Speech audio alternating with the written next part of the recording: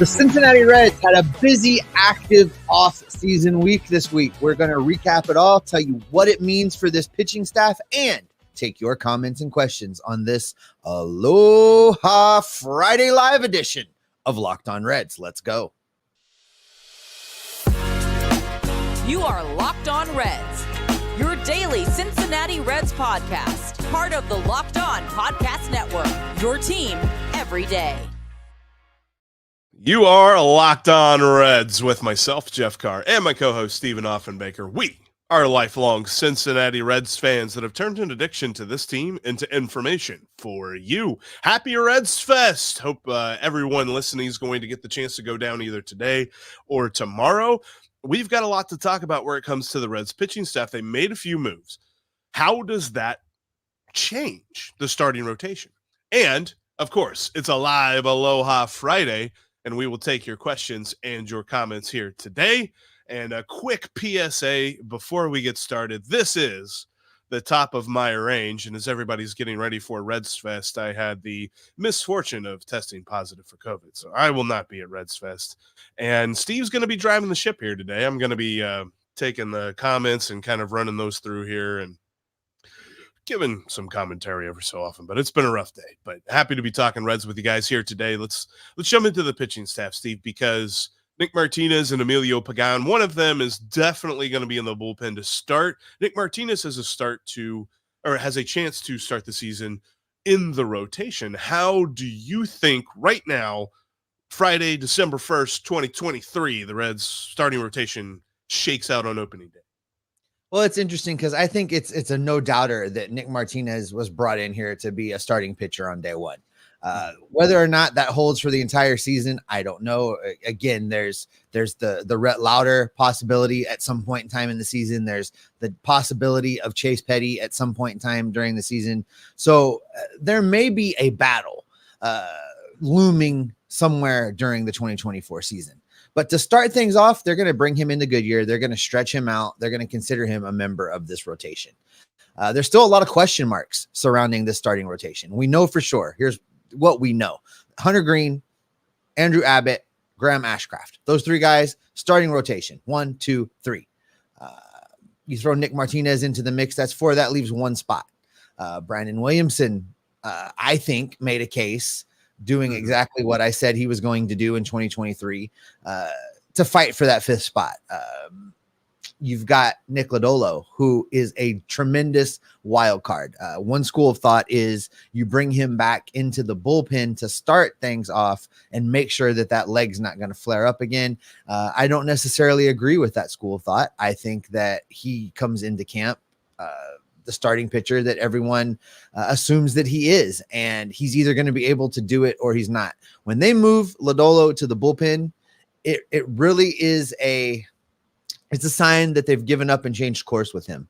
I don't see them moving him into the bullpen until they've made the decision that he can no longer be a starter because his body can't handle it. He can't hold up to the rigors of it. I don't see him going to the bullpen and coming back. So there's going to be a battle for this 5th spot, and it'll lead us to a place where the Reds will have some difficult decisions to make as to whether the odd men out, and there's more than one, because we haven't talked about Connor Phillips. We haven't talked about Carson Spires. We haven't talked about Levi Stout, who you hope turns some kind of a corner in the offseason. We haven't talked about the myriad of other guys. Ryan Richardson's that started games for the Reds in 2023. So all of these guys are going to come into Goodyear considering themselves starting pitchers. It's like when we talked to Matt McClain back in the day when he was still in the minor leagues, and when you're talking about what type of ball player he is before you even get the question out, he was telling you he was a shortstop. Every single one of those guys are going to tell you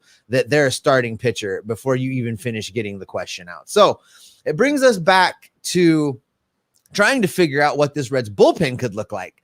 For me, Jeff, and I know that we're going to try and save your voice a little bit, but I'd be curious if you would think if Brandon Williamson's the odd man out of this rotation, if Lodolo comes back healthy and is able to be in this rotation, I think it really does make Brandon Williamson the odd man out. Can you see a scenario where they send him back to Louisville to keep him stretched out as, starter number 6, or do you put him in the bullpen as the swing man? I think you probably at least start him out in AAA. I think really, I don't even know that I would say that any of the starters, maybe outside of Lyon Richardson, would I consider moving to the bullpen out of spring training. Connor Phillips, I still think has a shot to be a starter. He's very all or nothing. He's very, we're going to strike out everybody or we're going to give up a lot of hits, but we only saw him for a handful of starts. So to say we know anything about Connor Phillips is not true. I mean, we don't know what we don't know with him, let alone what we do know. So I think that as the rotation shakes out in spring training, I tend to agree with you. I think Nick Lodolo is in this rotation. And if Nick Martinez is there, then you are talking about Williamson, Phillips, Lyon Richardson, Carson Spires, all those guys being available, and they will pitch. We saw it last year. Like you need more than 5, you need more than 6, you really need 8 or 9 starting pitchers. And the Reds kind of have that right now, especially if they go out and they get one more guy like I'm kind of hoping they will. But as of right now, I mean, you've definitely got 5 guys that you can lean on with a couple of wild cards who could make a spot. And which I hate to say this in now December, we know that the Reds don't usually come out of Goodyear with everyone healthy in the starting rotation. So one of those guys is probably going to make it in there. And be careful. This is how you end up on X being accused of saying people were going to get hurt and wishing injury on people. Don't. Here's my thoughts on this with these starting pitchers. I think that Brandon Williamson has done enough at the major league level to show that he belongs at the major league level. Sending him down would be an unwarranted demotion in my mind.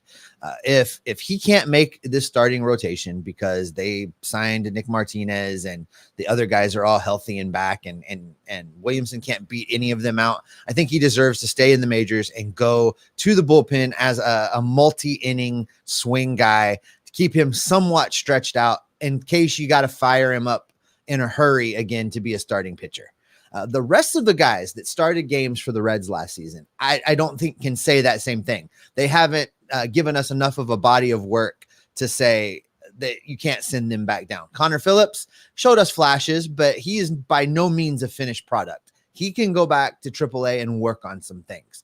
Yeah. Carson Spires can go back to AAA and work on some things. Lyon Richardson can go back to AAA and work on some things and possibly get better by the things that they work on down there. I don't think there's anything left at Louisville for Brandon Williamson to work on to get better. He needs to be facing major league hitters. He needs to be working with the major league coaching staff. So for me, I think that's how I see it shake out. So that being said, you've now got Brandon Williamson probably into the bullpen. We know that the signing of Emilio Pagan fills another one of those slots in the bullpen where we thought they only had 2 or 3 slots to fill with the guys that we both believed were going to be coming back from 2023 into 2024. So it raises interesting questions about this bullpen because I still firmly believe they need to go get another left-handed relief pitcher. And then by doing that, I think Alex Young is your odd man out. He needs to go be insurance down at AAA. I think we talked about this several weeks back. He does still have an option available, if I remember correctly. So they would not have to cut him or have him clear waivers to send him down. That would be an easy 1-for-1 switch. And then that really just leaves you one more spot. And there's some in-house candidates for that spot, depending on what could possibly happen with TJ Antone. I know that you talked about not being shocked if he didn't come back at all, not being shocked if somewhere this offseason we heard the announcement of his retirement, but I don't know if you follow videos. Yeah. Instagram. That man is a beast in the gym right now. If there's something wrong with his arm, he is certainly not showing it with the videos he's posting from his workouts this offseason, which is encouraging to me. I feel like he's actually doing a normal offseason prep, getting ready to come back and try and pitch in 2024. If you can get a healthy TJ Antone, I don't know, because we keep saying that, right? We keep saying, oh, what if Antone was healthy? What would it look like? He would be a stud, and then he gets hurt again. And so I'm putting him in the icing on the cake category, Jeff. I think if he is able to pitch in the major leagues at all in 2024 and give the Reds anything at all, it's just a bonus. I'm not going to rely on it. So what that means is there's still one more spot in that bullpen that they can go out and get another guy. They can promote somebody from within. They can put 2 of these odd men out from the rotation into the bullpen.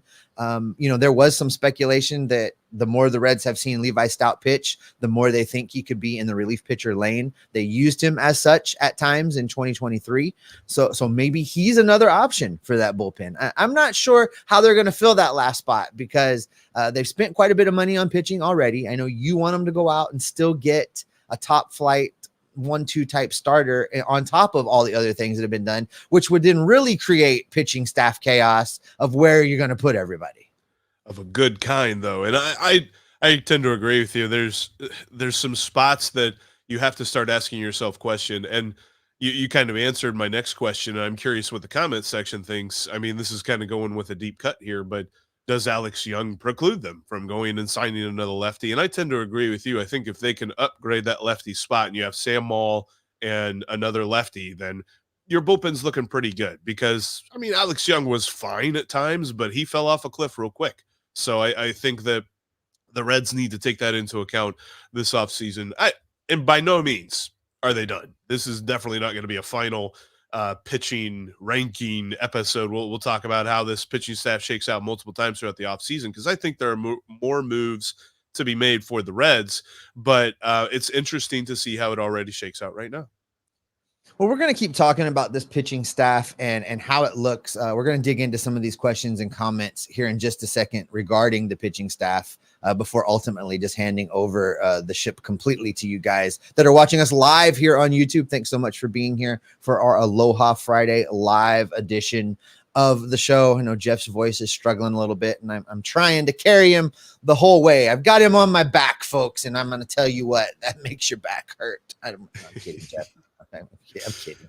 We're going to get into all that coming up here in just a minute. But before I get into all that, I want to shout out the sponsor of today's podcast. Today's show is brought to you in part by FanDuel. You can score often this NFL season with FanDuel, America's #1 sportsbook. Right now, new customers are going to get $150 back in bonus bets with any winning $5 money line bet. That's right. You're going to get $150 in bonus bucks back if your team wins that $5 money line bet. If you've been thinking about joining FanDuel, there's no better time to get in on the action than right now. The app is so easy to use. There's a wide range of betting options, including spreads, player props, the over-unders. You know, that's what's wrong with Jeff right now, folks. He took an under this week, and he's still sick from it. That's how bad taking the under hurt Jeff Carr. You can do that and so much more. You can combine prop bets on a game into a single game parlay for even more fun. FanDuel has the Reds 20-1 odds to win the National League next year. That's a pretty good bet. I would take that. The signing of Martinez and Pagan may or may not have moved that line since we plopped it in here, but it's still a good time to get that bet in. Yeah, you can get in on the Reds to win the World Series. Also, a little bet could go a long way and make the season a lot of fun. To get in on the action, visit FanDuel.com/locked-on and start turning your sports knowledge into cash in your pocket. FanDuel is an official partner of the National Football League and the official sportsbook of Locked On. Speaking of Locked On has launched the first ever national sports 24/7 streaming channel right here on YouTube. Locked On Sports Today is here for you 24/7, covering the top sports stories of the day with local experts from the Locked On Network, plus all of our national shows that cover every league. Go to Locked On Sports Today on YouTube and subscribe to the first ever national sports 24/7 streaming channel. All right, next week, Jeff, I think we're going to be continuing to dig through these position players. Hopefully you can talk. We're going to continue one by one player personnel breakdowns and just kind of continue to roll through this offseason. We've reached the point where we're in that part of the offseason where you're just anticipating. You're waiting for something big to happen, and the winter meetings are coming. And I feel like Nick Krall is primed, man. It's like he's done these couple moves. He's got the ball rolling, and it's just a matter of time before we get that press conference signing with the guy with the jersey. I'm going to drop a different reference on you that I've dropped on this show before, but he's really got the spirit bomb charged up, and I think he's about to drop it on everybody right now. So looking forward to seeing what he's got for us. And speaking of what we got for us, let's take a look at some of these comments. And I kind of like this one to start from Carrie Reinert. She said, will the Reds be focused on obtaining a starting pitcher, a lefty starting pitcher? And it's kind of interesting because the Reds have more lefties on in the rotation right now than I've ever seen them have before. It brings a single tear to roll down my cheek, the number of lefties that are on this pitching staff. Now, granted, there's not nearly enough of them in the bullpen. I mean, I just finished saying they need to go out and sign a left-handed pitcher for the bullpen. I don't know that a left-handed starter is the primary target. I think left-handed, right-handed, it's not going to matter much of what they go out and get. They're going to go out and at least attempt to make a push to get the best starting pitcher upgrade that they can get for this rotation, whether that's a lefty or a righty. I think, honestly, if all things being equal, it might make more sense for them to go get a right-handed pitcher just to kind of balance things out and keep the opposing team's lineups from getting settled in and getting into a routine. So it would make more sense to me, Jeff, that it would be a right-handed pitcher. But I think at the end of the day, the best one available is who Nick Krall is going to go for. Right-handed, left-handed, doesn't matter. And following along with Carrie, Austin B asks, 6-man rotation. I know you and I have wanted that. We have been advocating for that for 2 years now. And, given what this rotation has showed us as far as their durability, this might be something to explore. And the way that you and I set this up, maybe a year and a half ago now when we talked about this really in depth, Jeff, but we both came up to a conclusion where we would like to see a 6-man rotation where the 6th spot was actually the 6th, 7th, 8th pitchers for the rotation that would shuttle back and forth between Louisville, and you would bring a guy up for a couple starts and then send him back down and bring the next guy up for a couple starts and send him back down, so that everybody's innings were being limited a little bit and you could keep people healthy. And then once you got to June, July, August and things were in a groove and you could see who was going to be durable and who was not, you could start to spin up those innings counts more, rely less on a 6-man rotation and have guys with still a lot left in the tank should you reach the postseason. I don't think that's a terrible idea to try, especially through April and May, especially while there's so many questions surrounding how's Hunter Green's hip going to hold up? How is Nick Lodolo's leg going to hold up? Which Graham Ashcraft shows up to start this season? Is it good Graham Ashcraft or is it bad Graham Ashcraft? Having that extra guy in the rotation goes a long, long way into limiting the damage that could be done early on. Because, it's really sad to say, but seasons can be won and lost in April.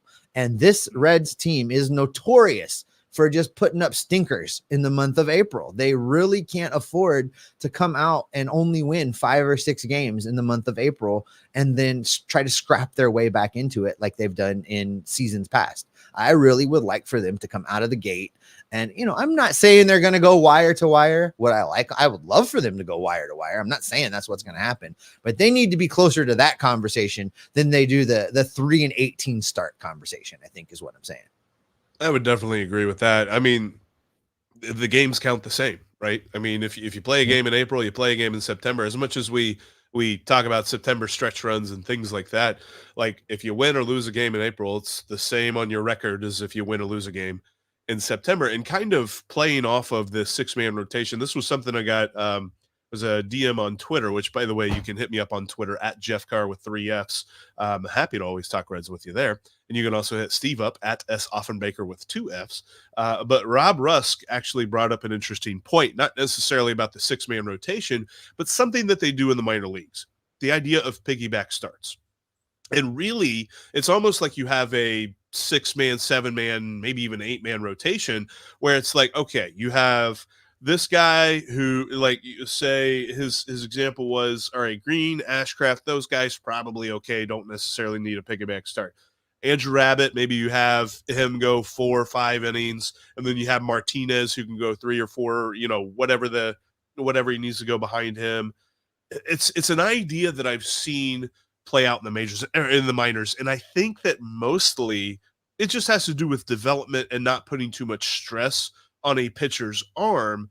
But being that we've never seen it tried out in the major leagues, because I think there's a little bit of contract stipulations with that. Like if you're a guy that's only going 4 innings every start, regardless of the strategy of your team, whenever you go to arbitration, they're going to be like, you're only going 4 innings every start. We're not going to pay you that much more money than you think that you're worth.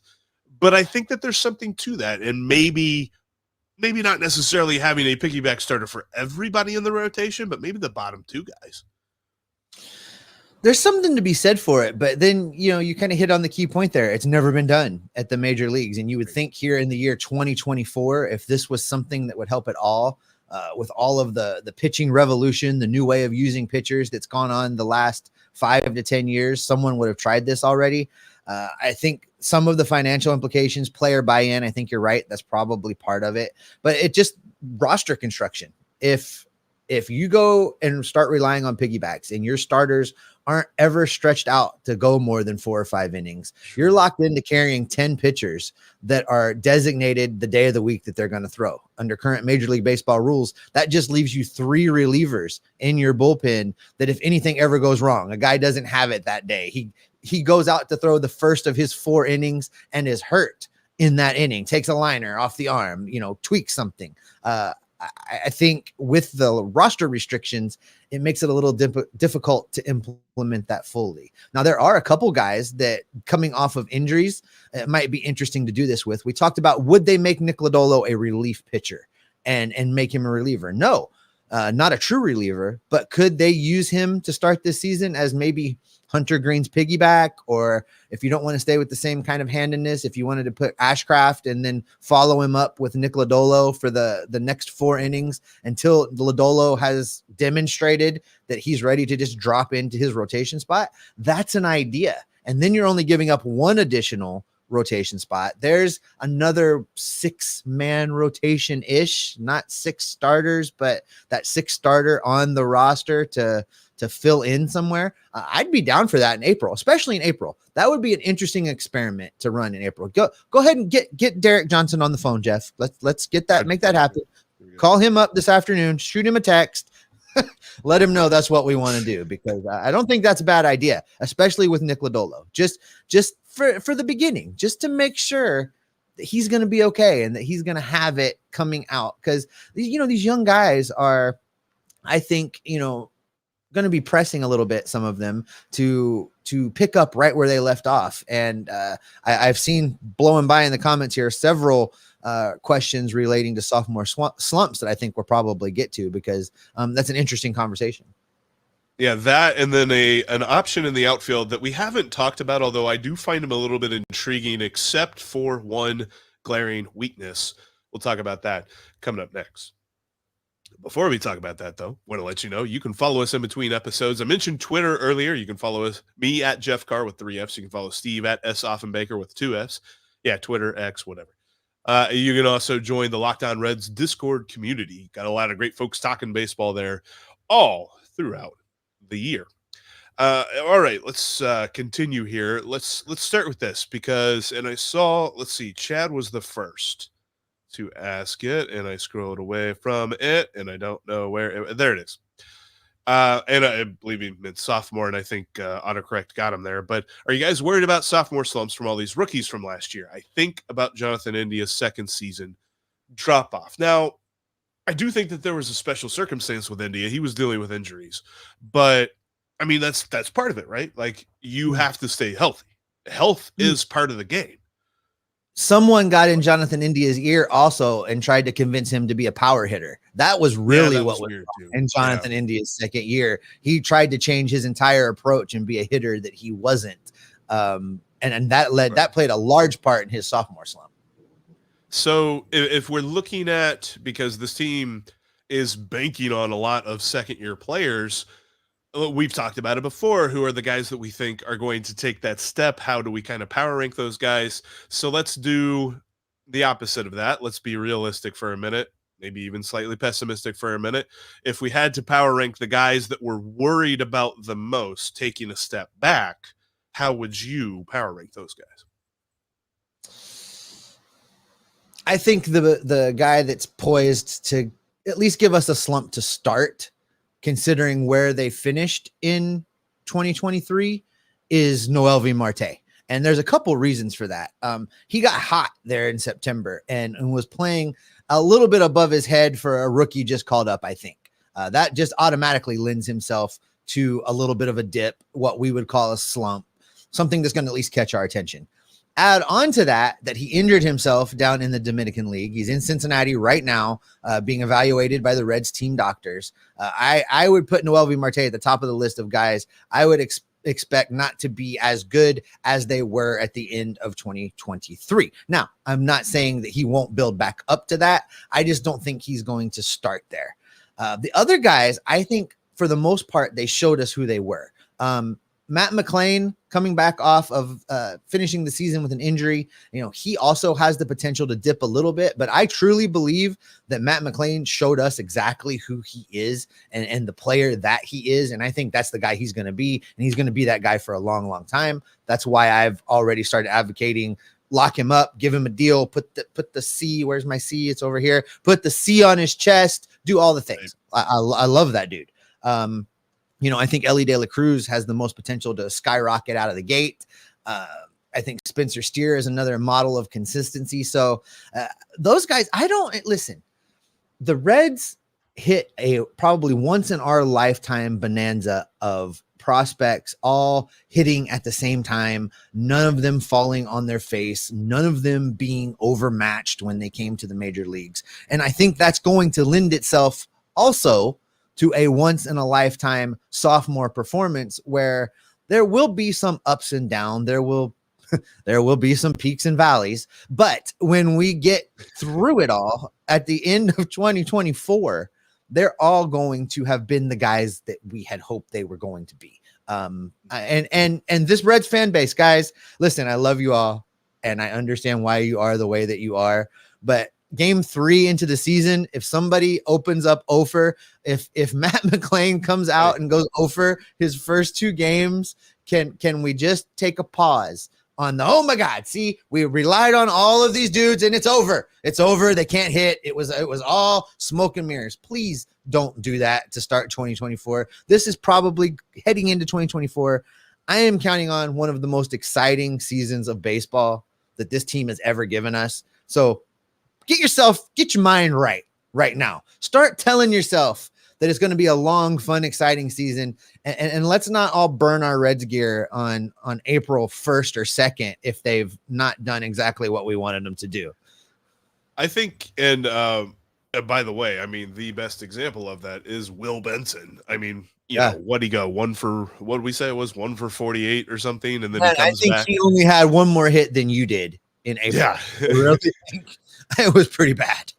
Yeah, and I think that there's definitely, I mean, the easy pick is Ellie just because there's such a wide range of outcomes with him, but I thought that he showed us some things there toward the end of the season with his plate discipline. And I think that you really think it's interesting because he showed us last year account where they finished, right? And you know, right. he had that hot start, he had that amazing, oh my God, start, but then showed us that, you know, he's human after all and needed to work on some things at the major league level. But, you know, he's coming back in here and I see just his trajectory being different versus some of the other guys that performed up here that have more of a potential to at least drop off to start things. I can't see Ellie falling much farther from where he was there towards, you know, the second half of his call up.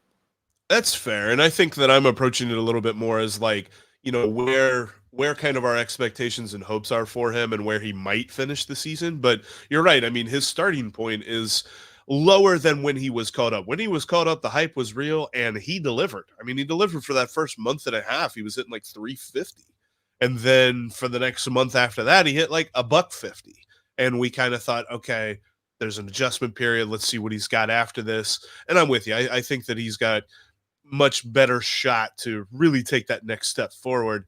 And I think too, the one guy that I'm most worried about taking a step back is Andrew Abbott. I really think that he's got great stuff. And I really think that he's got great mechanics. It's just the fact that he gives up so much hard contact really gives me a lot of pause. I mean, he gave up, I think the average exit velocity against him was like over 90. and he gave up more than 50% fly balls whenever he gave up contact. So when you do that in Great American Ballpark, we know what that means. So I really want to see that change a little bit. Maybe he's more grounder efficient. Maybe he's more, able to reduce the hard contact that he allows, because Graham Ashcraft allows a lot of contact, but it's not hard. He is very good at making sure that it's weak contact against him.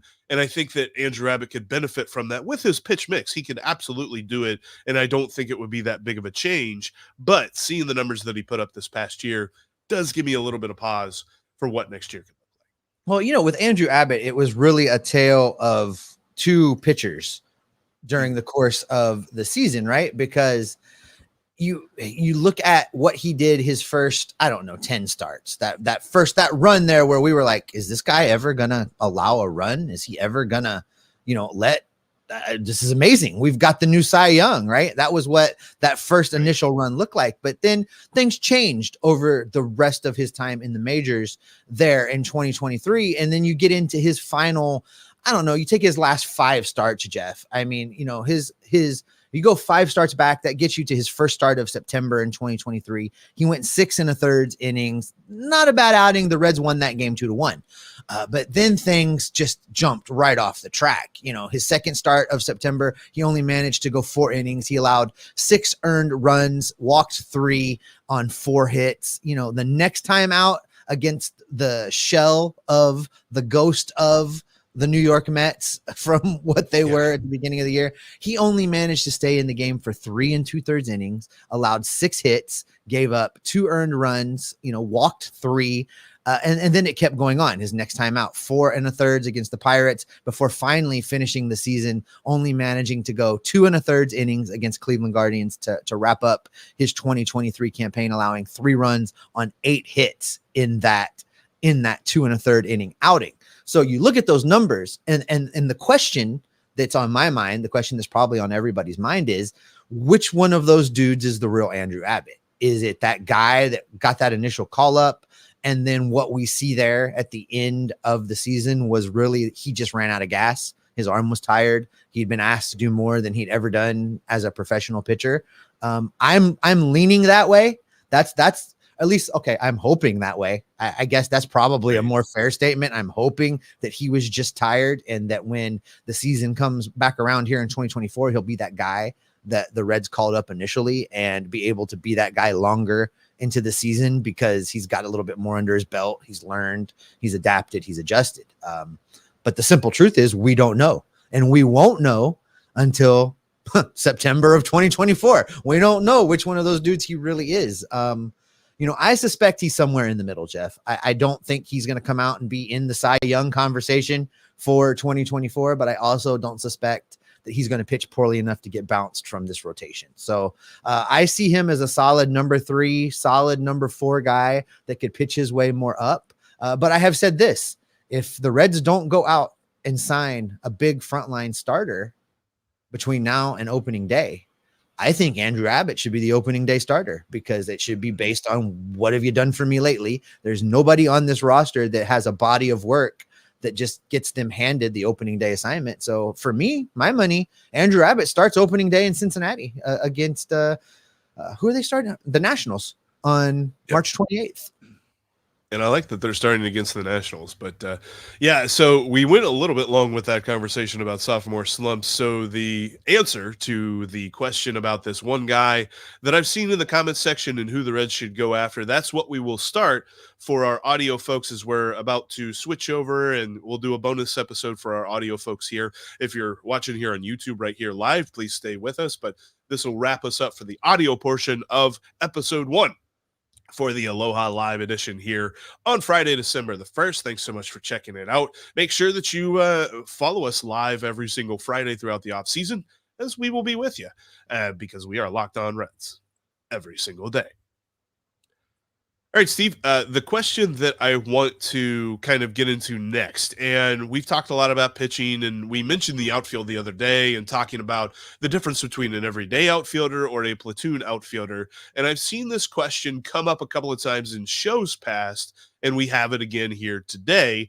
And and I guess it's more of an opinion from Joseph Nelson, but also I've seen folks ask us what we think about this particular player. Joseph Nelson asks, he doesn't ask, he says, I would love to sign Jorge Soler. And now Soler fits the profile at bat of Teoscar Hernandez. Soler hits the ball a country mile, would absolutely probably approach 40 home runs in Great American Ballpark. I believe that. He has one glaring weakness, though, and it's a weakness that I don't think the Reds can ignore, and that is he stinks at defense. Miami played him primarily at DH because he stinks at defense. And this outfield does not need another liability. So what do you think? I don't know. Like, I love the idea of 40-plus homers in the lineup, but I just don't know. Like, you're basically saying that you're adding another guy that defensively you don't feel great about putting him in the field, and you'd rather him play DH. Well, our friends over at Spot Track have his market value at about $14 million. That's online with what I was cool with them spending on Teoscar Hernandez. You look at the two players, they're both 31 years old. They're both right-handed. Teoscar's estimated annual value is just a little bit more at $16.5 million. I think they'll probably both go for a little bit over what those estimates are. That seems to be the trend right now. Everybody's going for a little bit more than what the estimated market values have been. So all things being considered, you take that into consideration. I still think Teoscar Hernandez is the push. He'll give you a better outfield performance. If you sign Soler, this guy just has DH written all over him. And if that's the case, you got to move somebody else. You got to trade Jonathan India. Because the only way you can keep Jonathan India on this team right now is to utilize him at the designated hitter. All right, Jeff in the 812 says you'd have to put India in the outfield and Soler full-time DH. Probably that's exactly one of the things you would have to do, but we don't know what outfield would look like with Jonathan India. I mean, we assume putting a second baseman out there, he can play a corner, but we don't know. We haven't seen it. That's a total gamble. I mean, we don't know that Jonathan India's outfield defense would be better than Soler's. That's a guess. So right. My money is to go out and get a guy that can play outfield. I'm about done with this whole, let's make everybody an outfielder if we don't have someplace else to put them. I'm okay with running Spencer Steer back out there for year two, because having talked to him and understanding his work ethic, he has spent this whole offseason becoming a better outfielder. He knows he's got to play out there. He will have worked on that. And I'm cutting him a tremendous amount of slack because he just rolled into David Bell's office one day mid-season and was like, I'll go play some outfield, coach. It's right. That was his training there. That was his extent of training. They were probably like, here, watch some video of this guy playing outfield and you're starting out there tonight. And I feel like too, like I don't have a specific clip that I can pull from, but I'm pretty sure I feel like Nick Krall said something to the effect of earlier on in the offseason, he said, we're done with the idea of putting guys out of position. And I think he was addressing the idea of moving India to the outfield, but I also think he meant that for McLean and for Ellie as well. Like, Ellie played well at third base. Ellie played well at shortstop. Those are his positions. Matt McLean played well at shortstop. He played well at second base. Those are his positions. They're not going to be like, let's put McLean in center, even though I know he played in college. But let's put Ellie in center. Let's put Ellie in right. Like, I think the Reds are telling us, and we can debate the merits of this, but in our MLB The Show minds, we don't think that there's anything wrong with it. But the Reds are telling us they're not going to do it. And so I think that moving forward, for us to constantly think that, well, yeah, they just move one of these guys to an outfield spot and we're good. I think they did that with Spencer Steer, and I think they're done moving those guys to the outfield. Yeah, if you move India to the outfield, I mean, understand that 3 of the 6 outfielders you would have then, so 50% of the outfield room would be middle infielders in Jonathan India, Spencer Steer, and Jose Barrero, who will all be on this team, barring trade, heading into 2024 opening day. So your outfield defense will reflect that. The defensive numbers will reflect that you've got just people way out of position. And so if you're going to spend that kind of money, if you're going to spend the kind of money that Soler brings, you might as well just spend a little bit more and get a true outfielder in a Teoscar Hernandez type player. Now, if Hernandez comes off the board, we may revisit this conversation, but as long as he's out there, I think he should be the target. I agree. And I think this moves us nicely into, this is an interesting one too, because we talked a little bit about this, but I don't think we really had a discussion, because I think I'm waiting a little bit more into the offseason, maybe even to spring training, to have this. But Jared on Vinyl says Hunter Green will start opening day. And I think the reason that he would say that, and that would be my argument to Andrew Abbott as well, is simply because he is the guy that the Reds have committed to. He is the first guy that the Reds sign. Now, maybe that's not for want of trying. Maybe they have offers on the table for other guys and they're just waiting. But he is the guy that is currently committed to the longest on this team. And I think that there's something to this where we talk about this before. The idea of who is starting opening day is different from who is starting game one of a postseason series. That is really where we get into who matchups the best with what team, who's really pitched the best that year. I think opening day is a very ceremonial thing. And the ceremony part of that would lead me to believe that Hunter Green has a really good case here. I don't have a strong feeling either way toward Hunter Green or Andrew Abbott, but I think that there's an argument to be made. I mean, yeah. If Hunter Green is the guy they want to be the face, and there's no reason to think that they don't still believe that in him, then yeah, you're right. He can start opening day. I don't think it matters to me that much one way or the other. I mean, I'm going either way, whether it's Abbott or Green or somebody else. I don't care. I'm going to be there. It's going to be a sellout. It's going to be energy like we haven't had in a long time down there on opening day. I can't wait for it. There's something to be said for what you're saying. I mean, if everything goes according to plan, or if everything had gone according to plan, the way the Reds had wanted it, from last year, Hunter Green would start every single opening day his entire time in a Reds uniform, however long that may be. So they may do that. And I'm okay with that. Listen, Hunter Green is a tremendous talent, and we have nowhere near seen what his ceiling could look like. He still has yet to kind of put it all together. We've seen tremendous flashes of the talent. I'd be okay with that, Jeff. I mean, it's fun. It's fun to kind of banter this around a little bit. It depends on your criteria. If we're just going to truly solely pick somebody as a reward for their 2023, however, I think it should be Andrew Abbott. And that's a fair point, because he did have the better season. I want to move to this because I really love this, and I really appreciate Ronnie Snyder. And with the weekend that's coming up, I think that this is an important feeling. And Ronnie from the top ropes, I've not been this confident in our beloved Reds since the 70s. The 90 season was a blessing, but not expected. This year's team has the it factor. And I think that's where you and I are both coming from, where maybe to some folks that are either approaching this from a more pessimistic angle or realistic angle than us, think that we've got Reds colored goggles on. But like the talent that we have and the want to build this team into a playoff team that Nick Krall has shown, I think just all builds into this team that is going to make the playoffs this year. And I think there's going to be a lot of fun that's had for that. If they're a wild card team, great. If they're a division winner, great.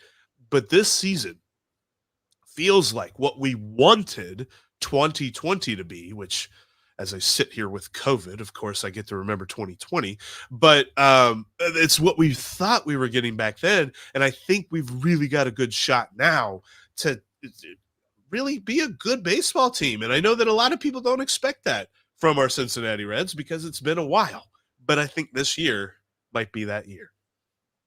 No, and that's what we've been saying, right? I mean, when we were struggling desperately to find things to talk about after the 100 losses, the one bit of hope, the one bit of help pull you through was that you could kind of look down the road a little ways and see this 2024 season coming. And we said 2024 was going to be the opening of the competition window of the serious contender Cincinnati Reds. And 2023 showed us their hand a little early in what we thought they were going to be. And I have no reason to believe that that's not who this team is going to be when they take the field opening day 2024. I am as excited as anybody. Now I'm realistic that there will be slumps. And there was a comment that went by and I meant to grab it, and it's probably way far back now and I'm not going to try and go find it. But the question was, how will this team handle adversity? And I'll weave it into this answer as well, because we don't know. We don't know what's going to happen. We don't know who is going to be the slump breaking rah guy. We don't know who is going to take those reins and be the guy to go around the locker room and talk to guys that are having a hard time or struggling, or give an encouraging word or a kick in the butt when someone needs it. Those things will sort themselves out. I don't think it matters to us who it's going to be. Someone will be that guy, and the team will figure it out. And I'm not worried about that. I think the whole veteran leadership, locker room captain, all that stuff, I think that in this day and age is a little bit overrated. I think that these players all have so many friendships now outside the teams. This is not the 1950s where all you had were the guys in the room with you to rely on there, and the others are the enemy. That's not the mindset anymore. They all have each other's phone numbers. They all talk, they all text. Those things will take care of themselves. I think that this young team, the it factor. Oh yeah. Write this down right now. The days of Yankees, Red Sox every single week on the game of the week are over, my friends. This Cincinnati Reds team is going to draw national attention. It's going to be in the national conversation. As much as I hate it, they're going to be on the national broadcast, which means the national broadcast crews. But A-Rod. Oh boy. It's correct. But this team is going to draw the tension, and the baseball world will be looking a lot at Cincinnati, Ohio throughout the course of 2024 and well beyond, I think. I would absolutely agree with that. I was thinking about that the other day. Like, we should be seeing some Sunday night games this year. Like, I think there's always the chance that it's just going to be Yankees and Red Sox, and add the Braves and the Dodgers to that. But I really think that Major League Baseball as a whole, and people who cover Major League Baseball, recognize what's going on here in Cincinnati. Let's change gears for just a moment. Austin B asked this question. Reds got the C-League Award today. Any thoughts about that? The C-League Award is for community outreach and giving back to your community. Absolutely love that the Reds Community Fund they deserve it every year. And I think that one of the things, and as much as we belabor the on the field product and how it's been these last, however, since 2006, since the Castellinis took over, one thing that the Castellinis have got right every single year is what they do for the community of Cincinnati. And I think that it's always hard to rag on the product on the field when you think about what they do for the city of Cincinnati. When you're talking about the youth baseball that they have that goes on, they do a fantastic job through the Reds Community Fund of giving back to the community. And I think that through professional sports, that we always talk about the money that they deal with just almost seems fake. Like, it's just so crazy out there, like, to give some of it back. And I think that that's, it's the least that any professional team can do. I think the Reds go above and beyond with that every single year. And I think that it was amazing that they got the recognition for that they deserve this year. Quite frankly, I think they deserve it every year. So I agree with you 100%. The Reds absolutely deserve to win this award. The community work that they've done has been tremendous. Austin, I am so ticked off at you right now. I want you to know, because I do not like being backed into a corner where I have to say nice things about Phil Castellini, but this is absolutely a deserved win for Phil Castellini. Yes. Every other thing he has touched in regards to this Cincinnati Reds baseball team, he has ruined and turned to stone. He can't talk to the media. He can't run the club. He can't be involved in player personnel decisions. I don't like it when he's on the field. I don't like it when he's in the stadium. I don't like it when he's on TV. I don't like it when he's around, because of his track record. All that being said, he was put in charge of the Reds community efforts when Bob was still basically day-to-day running things, and he did a tremendous job. It's the one thing he got right. And I wished that he would just continue to work on that lane. And it seemingly this season, that's exactly what he's done. He set a budget. He got out of the way. He turned Nick loose and he ran the community stuff. He ran the philanthropy stuff, stopped making PowerPoints, and things got better. So this should be a lesson to him to just keep up the good work that he's doing with the community relations work there. Don't talk to the media anymore. Don't go to Nick Kral's office. Don't go to the scouting meetings. Stay away from that stuff. Leave the Hall of Fame alone and just spend dad's money on making Cincinnati a better place. And if he does that for enough years, maybe there'll be a little bit more of an embrace. Maybe he'll get a little hug back from the people of Cincinnati if he lets enough time pass. I would agree with that. And I think that's a really good spot. Let's take one more. We're not ending on Phil Castellini. We can't do that. You are not. We'll do this. Will India replace Senzel as the Reds' Swiss Army knife? I think we've kind of mentioned this before, but I just don't know. Like, Senzel could play the outfield, and India can't. Like, whatever you may say, whatever reservations you might have about that thought, the Reds aren't going to do it. They would have done it by now. He might be their Swiss Army knife on the infield, but not on the outfield. Yeah, because it's going to be hard. It depends on what happens with an outfield signing. Because if they go sign a big bopper, if they go get Teoscar, if we're getting to talk about that press conference sometime, then it really becomes a problem of what do you do with Jonathan India? Because if they go sign a bona fide for the outfield, that's going to mean that you probably have to move Spencer Steer back into the infield some. He'll be primarily in the outfield, but he'll have to move back into the infield some to remain a full-time player. And that guy absolutely has to be a full-time player. But what that will do is limit your ability to move India around between third base and second base and DH to get him his full-time. So things could get crowded. If they sign a big outfielder and you've got Spencer Steer that you got to move around, as much as we've talked about Jonathan India being the odd man out already, he would truly be the odd man out. And I would expect them to go make a move with India if it gets any more crowded for playing time amongst second base and third base. I can't see how that's not where things shake out. And a quick question on this one. John Huss asks, has there ever been a credible rumor connecting the Reds to Hernandez? John, no, this is really just us kind of wishing a little bit, but hopefully. Wait, though. The only rumors you're ever going to hear about the Reds being connected to anybody is the rumors that the Reds tell Mark Sheldon to put out there. Those are the only rumors you're going to hear. So we started to hear about Sonny Gray when the Reds knew they were a player in contention for Sonny Gray, when they knew they were close, where they were going to be on the finalist list or whatnot. I would expect the same thing. If talks at the winter meetings heat up with an outfielder, I keep saying Teoscar Hernandez because I think he's the best fit. I think he's the one on the list when you look at it that makes the most sense. So if things were to heat up and they were to get close, that's when Nick Krall shoots a text over to Mark Sheldon and tells him, go, you're in the green, push send.